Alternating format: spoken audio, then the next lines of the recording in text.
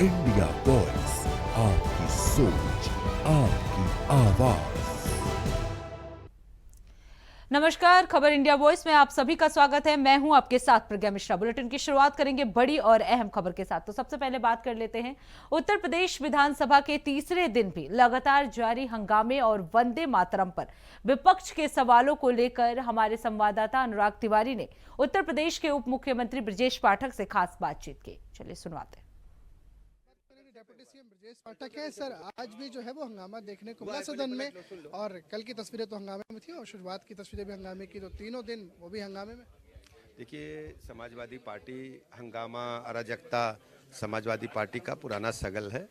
हमारी प्रतिबद्धता उत्तर प्रदेश के लोगों के प्रति है। चतुर्मुखी विकास हो, सर्वांगीण विकास हो, और समाजवादी पार्टी की गुंडे अराजकता को प्रदेश के लोग कभी स्वीकार नहीं करेंगे। वंदे मातरम को लेकर के आपने भी भाषण दिया था और तमाम समाजवादी पार्टी के कई विधायक अभी भी सदन के अंदर मुंह सिले बैठे रहते हैं। समाजवादी पार्टी को प्रदेशी जनता को बताना चाहिए कौन ऐसे लोग हैं जो भारत माता का जब गान होता है तो उनके मुंह सिले रहते हैं, और समाजवादी पार्टी को प्रदेश जनता से माफी मांगनी चाहिए। बहुत शुक्रिया सर बात करने के लिए। कैमरा से हरीश के साथ अनुराग तिवारी, इंडिया वॉइस, लखनऊ।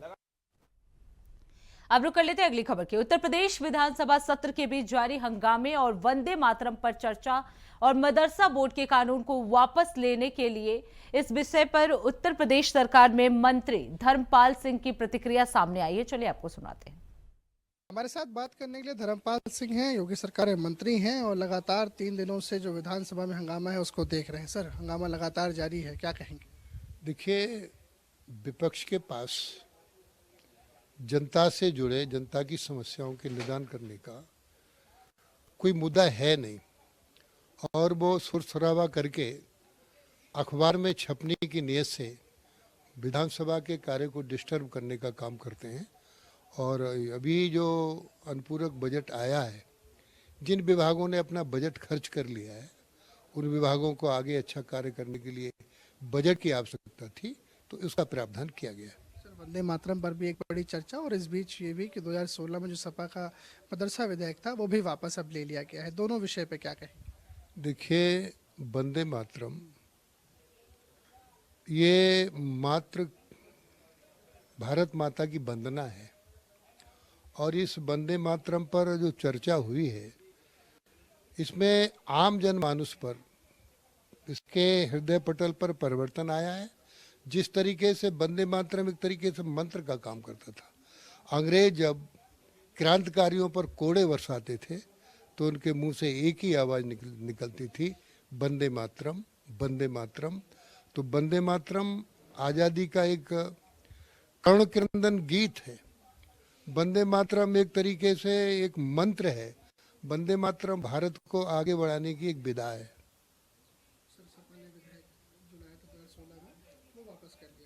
क्या? देखिए, सबको शिक्षा, भारत के हर नागरिक को शिक्षा समान मिले, इसकी व्यवस्था भारत सरकार कर रही है और योगी सरकार भी कर रही है। बहुत शुक्रिया सर बात करने के लिए। कैमरा से योगी हरीश के साथ अनुराग तिवारी, इंडिया वॉइस, लखनऊ। अब रुक कर लेते हैं अगली खबर की। लखनऊ में बीजेपी के नवनियुक्त प्रदेश अध्यक्ष पंकज चौधरी ने प्रेस वार्ता में बताया कि पार्टी अटल शताब्दी समारोह का आयोजन करेगी। ये कार्यक्रम 25 दिसंबर को अटल बिहारी वाजपेयी के जन्मदिन के अवसर पर मनाया जाएगा। चौधरी ने कहा कि 24 दिसंबर को अटल जी से संबंधित स्थलों पर स्वच्छता अभियान और दीप प्रज्वलन किया जाएगा। इसके बाद 25 से 31 दिसंबर तक सुशासन दिवस मनाया जाएगा। उन्होंने ये भी बताया कि इन कार्यक्रमों का उद्देश्य अटल बिहारी वाजपेयी की विचारधारा और उनके द्वारा किए गए जनहित कार्यों को जन जन तक पहुंचाना है।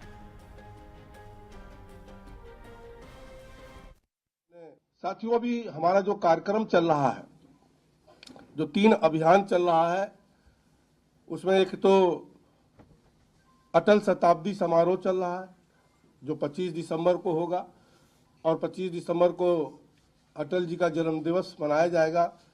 24 तारीख को उनसे संबंधित स्थलों पर स्वच्छता की जाएगी, दीप प्रज्वलित किया जाएगा।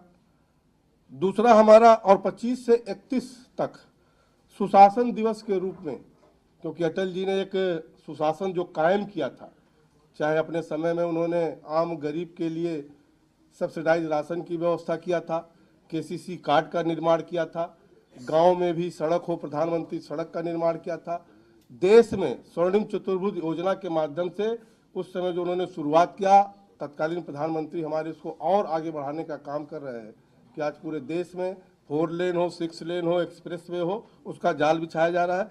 ऐसा 25 से 31 दिसंबर तक सभी विधानसभाओं में अटल स्मृति सम्मेलन कराने की भी योजना हमारे पार्टी की है, उसको भी हम लोग कराएंगे। और 25 दिसंबर को ही यशस्वी प्रधानमंत्री नरेंद्र मोदी जी जा रहे हैं, जो कि राष्ट्र प्रेरणा स्थल बना हुआ है, जिसमें हमारे महापुरुषों की एक पूरा एक मूर्ति खड़ा है, 65 फुट की मूर्ति है। अब रुक कर लेते हैं अगली खबर की। बीजेपी के नवनियुक्त राष्ट्रीय कार्यकारी अध्यक्ष बनने के बाद नितिन नवीन पहली बार पटना पहुंचे हैं। आपको बता दें, इस दौरान हवाई अड्डे पर पार्टी नेताओं और कार्यकर्ताओं ने उनका भव्य स्वागत किया। इसके बाद डिप्टी सीएम सम्राट चौधरी, विजय कुमार सिन्हा, प्रदेश अध्यक्ष संजय सरावगी और अन्य वरिष्ठ नेताओं के साथ नितिन नवीन ने करीब 6 किलोमीटर लंबा रोड शो किया। रोड शो में बड़ी संख्या में बीजेपी कार्यकर्ता और समर्थक शामिल हुए, जिसमें एयरपोर्ट से नेहरू पथ तक यातायात प्रभावित रहा और यात्रियों को परेशानियों का सामना भी करना पड़ा। आपको बता दें, इस मौके पर प्रदेश अध्यक्ष संजय सरावगी ने इसे बिहार बीजेपी की संगठनात्मक ताकत का प्रदर्शन बताया। वहीं केंद्रीय गृह राज्य मंत्री नित्यानंद राय ने कहा कि बीजेपी विश्व की सबसे बड़ी पार्टी है, जो अपने लाखों कार्यकर्ताओं और मजबूत नीति से आगे बढ़ रही है।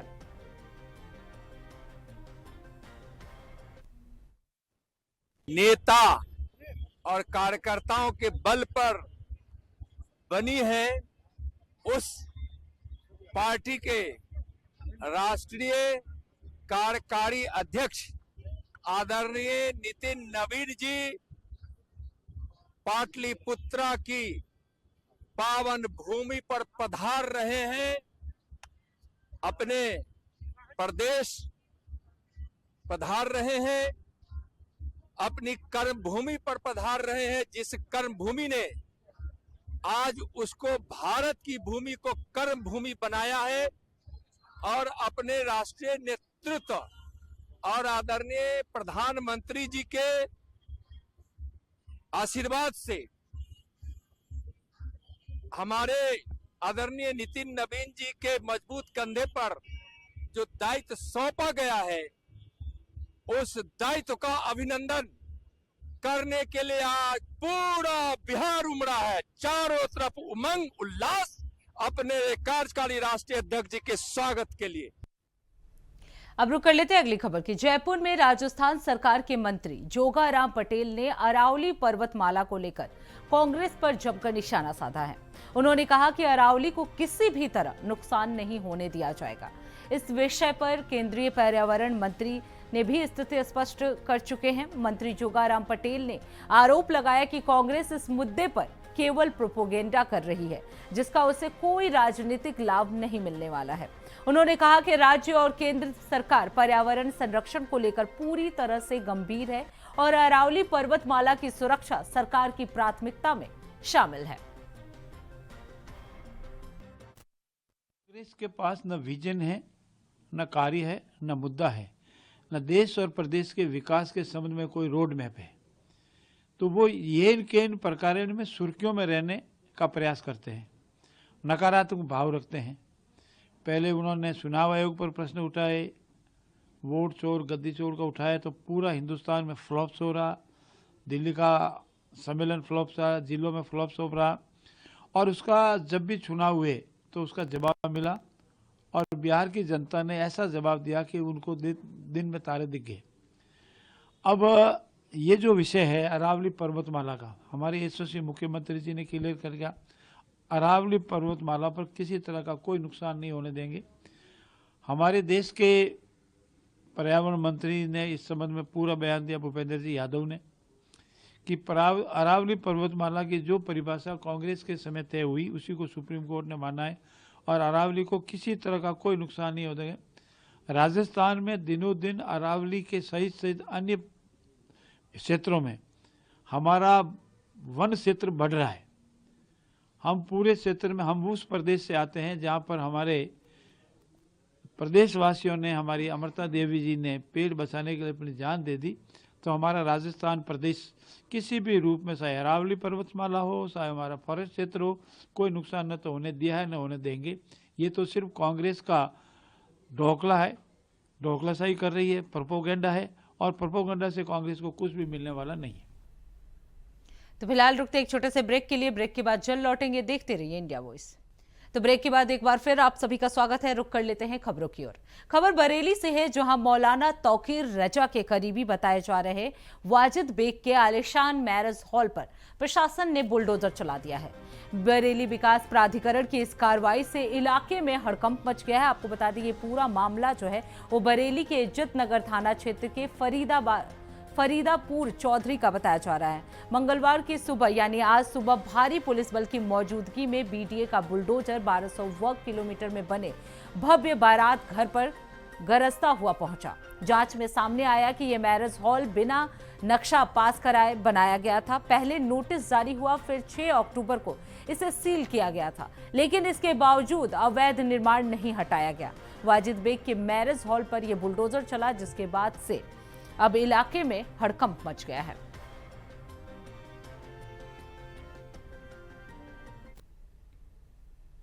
अब रुक कर लेते हैं अगली खबर की। खबर उन्नाव से है, जहां उन्नाव दुष्कर्म मामले में दिल्ली हाईकोर्ट ने पूर्व विधायक कुलदीप सिंह सेंगर की उम्र कैद की सजा निलंबित कर दी है। आपको बता दें, अदालत ने सेंगर को 15 लाख रुपए के निजी मुचलके पर जेल से रिहा करने की अनुमति दे दी है। रिहाई के साथ ही कई सख्त शर्तें भी तय की गई हैं। सेंगर पीड़िता के 5 किलोमीटर के दायरे में नहीं रह सकते, उन्हें दिल्ली में ही रहना होगा और पासपोर्ट जमा करना होगा। इसके अलावा उन्हें हर सोमवार पुलिस थाने में हाजिरी देनी होगी।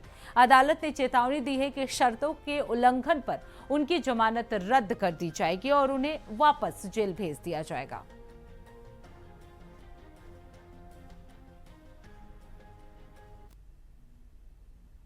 अब रुक कर लेते हैं अगली खबर की। खबर हापुड़ से है, जहां अंतर्राष्ट्रीय हिंदू परिषद के कार्यकर्ताओं ने बांग्लादेश में हिंदुओं पर हो रहे अत्याचार के विरोध में सड़क पर प्रदर्शन किया। कार्यकर्ताओं ने बांग्लादेश सरकार का पुतला फूंका और राष्ट्रपति को ज्ञापन सौंपा है। ज्ञापन में बताया गया कि पिछले वर्ष बांग्लादेश की प्रधानमंत्री शेख हसीना के सत्ता में आने के बाद अल्पसंख्यक हिंदुओं पर लगभग 88 हिंसक घटनाएं हुई, जिसमें हजारों लोग मारे गए। प्रदर्शनकारियों का कहना है कि हिंदू मंदिरों को तोड़ा जा रहा है, घर जलाए जा रहे हैं और लूटपाट की घटनाएं हो रही हैं। उन्होंने इसे धार्मिक भेदभाव और 1971 जैसे हालात की तुलना की है।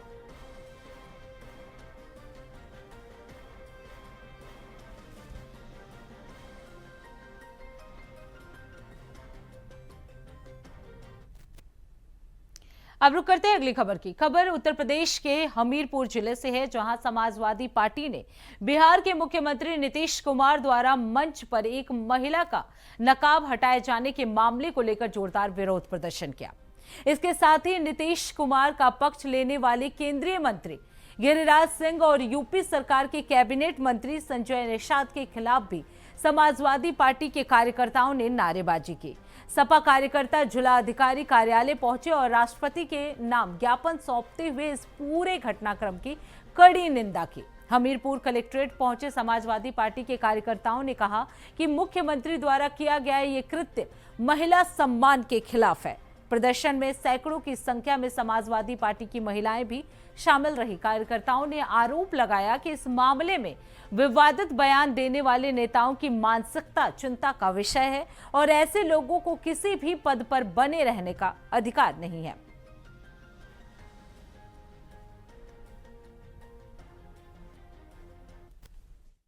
समाजवादी पार्टी महिला सभा की ओर से पूरे उत्तर प्रदेश में इस बात का ज्ञापन दिया जा रहा है, जिस प्रकार बिहार के मुख्यमंत्री ने हिजाब खींचा और उत्तर प्रदेश सरकार के मंत्री संजय निषाद द्वारा जो वक्तव्य आया, वो उसको पूरे हिंदुस्तान ने उसकी बहुत ज़्यादा कड़ी शब्दों में निंदा की।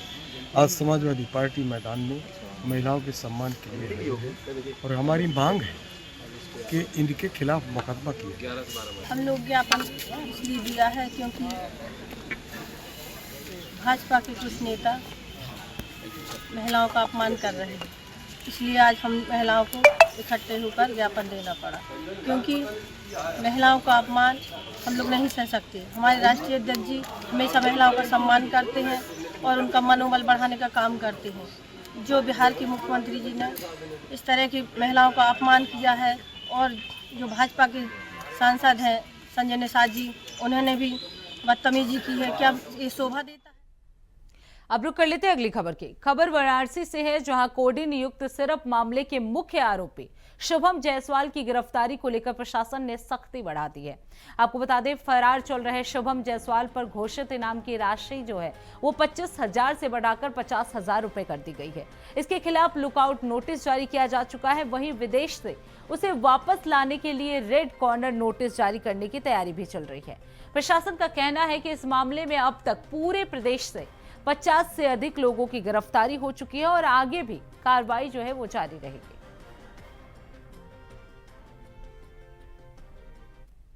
जायसवाल जो कप सिरप कांड में ये वांटेड चल रहा है, इसके ऊपर 50,000 रुपए का इनाम वर्तमान में कर दिया गया है और लुकआउट नोटिस इसके विरुद्ध जारी है। और इसके जो भी अन्य साथी हैं उसमें से कुछ ऑलरेडी जेल भेजे जा चुके हैं।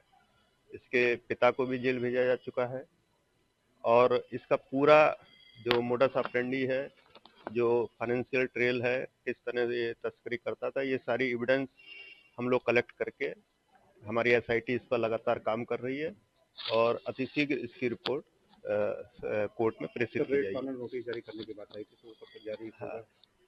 इसका प्रोसेस भी चल रहा है और अतिशीघ्र इसको यदि अभी भी विदेश में है तो वहां से इसको यहाँ पर हम लोग लेकर के आएंगे। अभी तक कितनी गिरफ्तारी इसमें हो चुकी है?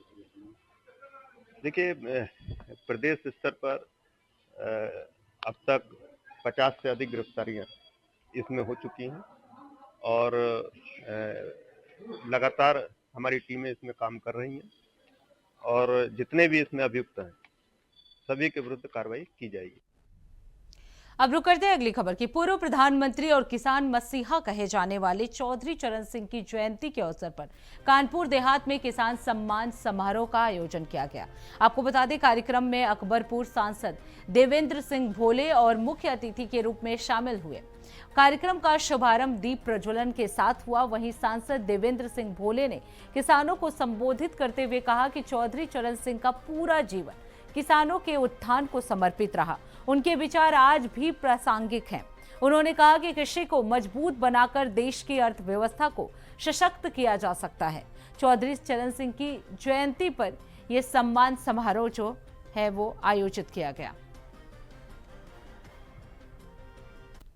हम लोग हर वर्ष 23 दिसंबर के दिन एक्चुअली स्वर्गीय चौधरी चरण सिंह जो प्रधानमंत्री हमारे थे, आज वो भूतपूर्व हैं, तो उनका जन्मदिन 23 दिसंबर को मनाया जाता है। अब क्योंकि वो किसान मसीहा कहे गए, जैसा कि हमने उद्बोधन में भी कहा था कि वो किसान भाइयों के लिए बहुत कार्य किए हैं, इसलिए उनको किसान मसीहा की पदवी से नवाजा गया। आज उनका 23 दिसंबर को जन्मदिवस है और इस जन्मदिवस को हम लोग जो है किसान सम्मान समारोह के रूप में मनाते हैं। उनके जन्मदिन पर हम अपने अच्छे किसान भाई जो अच्छी उत्पादकता लेते हैं उनको सम्मानित करते हैं। अब रुक करते हैं अगली खबर की। खबर जालौन से है, जहां पिछले 5 दिनों से लापता युवक का शव नाले में मिलने से इलाके में हड़कंप मच गया है। आपको बता दें, युवक घर से बाइक लेकर रिश्तेदारी में जाने की बात कहकर निकला था, लेकिन वापस नहीं लौटा। जानकारी के अनुसार 2 दिन पहले युवक की बाइक नाले के पास बरामद हुई थी, जिसके बाद से उसकी तलाश की जा रही थी। आज नाले से युवक का शव मिलने से सनसनी फैल गई है। सूचना मिलते ही पुलिस जो है वो मौके पर पहुंची और शव को कब्जे में लेकर पोस्टमार्टम के लिए भेज दिया है।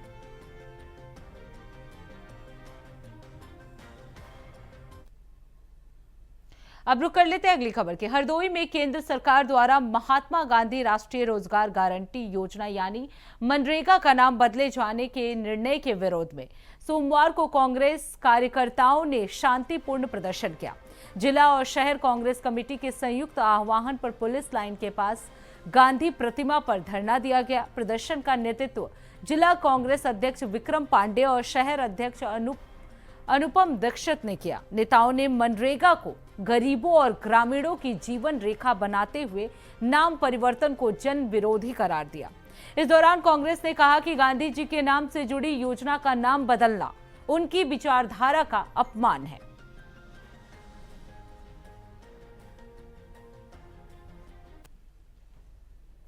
अब रुक करते हैं अगली खबर की। अमेठी में समाजवादी पार्टी ने बिहार के मुख्यमंत्री द्वारा महिला डॉक्टर का नकाब खींचने के मामले के विरोध में अनोखा प्रदर्शन किया।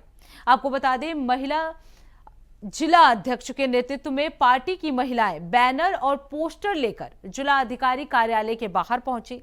प्रदर्शनकारियों ने नीतीश कुमार इस्तीफा दो के नारे लगाए और गांधी जी के 3 बंदरों की फोटो के माध्यम से प्रतीकात्मक विरोध किया।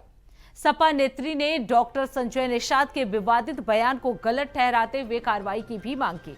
राज्यपाल को संबोधित ज्ञापन उप जिला अधिकारी गौरीगंज को सौंपा गया, जिसमें मामले में कड़ी कार्रवाई की अपील की गई। ये अभी हाल ही में जो बिहार के मुख्यमंत्री हैं नीतीश कुमार जी तो उन्होंने देखा, अभी आप लोगों ने देखा होगा, न्यूज़ के माध्यम से भी देखा होगा कि उन्होंने जो हमारी महिला डॉक्टर है उनका नकाब खींचने का काम किया है। तो नकाब वो मुस्लिम महिला छोड़ दीजिए, इससे पहले वो एक भारत की एक महिला है और अपना हिंदुस्तान जो है एक सभ्यता एक सम्मान के रूप में जाना जाता है कि जहाँ होता है कि यत नारी पूजनते रमनते तत् देवता, जहाँ नारियों की पूजा होती है हिंदुस्तान उसके लिए जाना जाता है। आज एक महिला का आपने नकाब खींचा, कल एक महिला का आप घूंघट खींचेंगे, कल एक नन का आप स्कार्फ खींचने का काम करेंगे। तो ये भारत देश किस जगह जा रहा है? आप बेटी बचाओ का नारा लगाते हैं, वहाँ बेटियों को सम्मान देने का भी काम आप नहीं कर रहे हैं। तो ये कहीं ना कहीं अगर देखा जाए तो संजय निषाद जी का और गिरिराज सिंह का आपने बयान देखा है, कल की अगर उनकी बहन बेटियों के साथ ऐसा होता तो वो ये सारी चीजें उनको समझ में आती तब जो है, लेकिन आज उन्होंने जिस हिसाब से कृत्य किया ये घोर निंदनीय है। ये देखिए, ये अभी हाल ही में। अब रुक कर लेते हैं अगली खबर की। औरंगाबाद जिले के रीसियप थाना क्षेत्र में ट्रैक्टर पलटने से 2 युवकों की दर्दनाक मौत हो गई है। आपको बता दें, ये पूरा घटना जमहोर सुंदरगंज पथ पर गम्हारी ब्रह्मस्थान के पास मंगलवार रात करीब 9 बजे हुई। बताया गया है कि सड़क निर्माण कंपनी द्वारा सड़क किनारे खोदे गए गड्ढे में गिरने से ट्रैक्टर जो है वो अनियंत्रित होकर खेत में पलट गया। हादसे में चालक अनिल कुमार चंद्रवंशी और शिवा कुमार की मौके पर ही मौत हो गई। वहीं सूचना पर पहुंची पुलिस, लेकिन ग्रामीण मुआवजे और वरीय अधिकारियों के आने की मांग को लेकर शव उठाने नहीं दे रहे। सड़क किनारे गड्ढे में ये ट्रैक्टर गिर गया था, जिसमें 2 युवकों की मौके पर ही मौत हो गई। सर, कैसे घटना घटा, यहाँ पर क्या कहना? अब हम लोग को तो पता नहीं, अचानक कभी खबर हुआ कि ऐसा ब्रह्मस्थान गाड़ी पलटे, हमारा 2 चप गए। लोग यहाँ हमके थाना खबर किए तो थाना के 5 बजे से फोन हो रहा है, अभी तक थाना नहीं पहुँची। कारण क्या है? तो आपके जनता के किस तरह से अच्छी होगा? तो आप तो सरपंच हैं, आपको तो ज़्यादा जानकारी होनी चाहिए। क्या आपने पूछा थाना से आखिर क्यों नहीं आए? 5 बजे सूचना मिला तो अभी तो लोग बताएं चाहिए क्या 112 के सर आए हैं, बोले कि अभी हम बड़ा बाबू को सूचना दें। कम से कम तो आना चाहिए स्थल पर, ऐसे चप्पल रहेगा ठीक लगेगा? कैसे घटना हुआ इसके बारे में अभी तो इतना मालूम नहीं है। तो इसी के साथ इस बुलेटिन में बस इतना ही। देश दुनिया की तमाम बड़ी खबरों के लिए देखते रहिए इंडिया वॉइस। तब तक के लिए नमस्कार।